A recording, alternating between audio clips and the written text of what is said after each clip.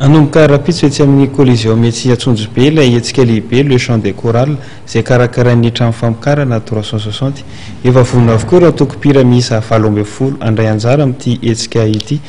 Isy loka lehibe hozaraina amin'ireo antokopira mendrika indrindra, hozaraina loka lehibe ihany koa izay mpijery tsara vintana mandritra ity hetsika lehibe ity.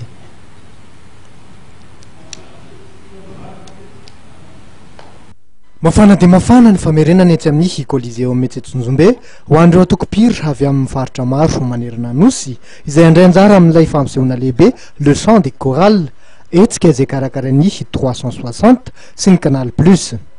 Anomboka rapitso ary toy amin'ny alahady ty fampisehoana goavan'ity. Ny omena voalohany aloha dia efa ilay zavatra nikarakaranay io zany ny fampisehoana lehibe le Chant des Chorales andiany voalohany.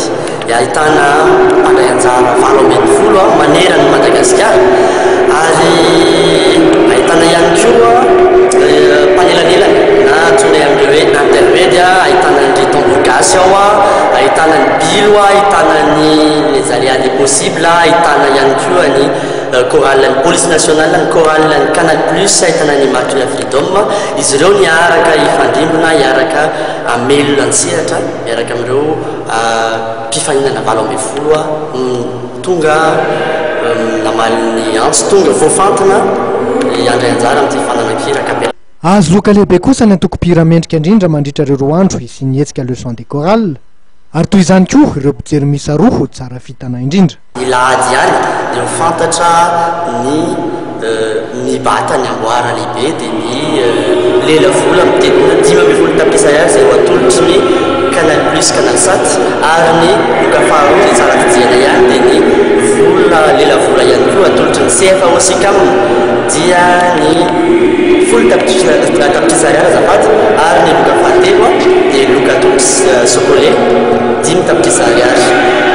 Ny zavatra azo lazaina ihany koa any mpijery ankoatra ny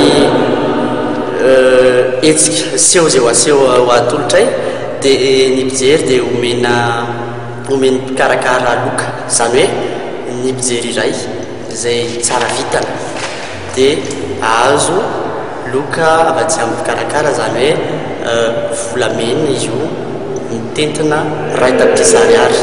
Misy tsara vitana ray ny andro sabotsy ary misy tsara vitana ray ny andro alahady.